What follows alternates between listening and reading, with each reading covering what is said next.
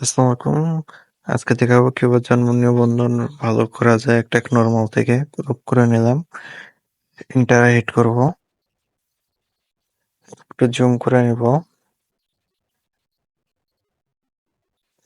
একটা লেয়ার করে নিব কন্ট্রোল জে দিয়ে এবং এখান থেকে কন্ট্রোল এম প্রেস করব।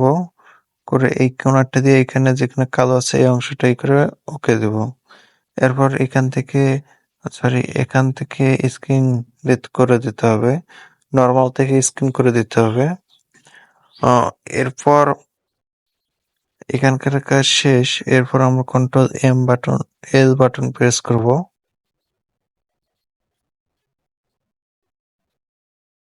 এখান থেকে একটু কমিয়ে বাড়িয়ে নিবেন।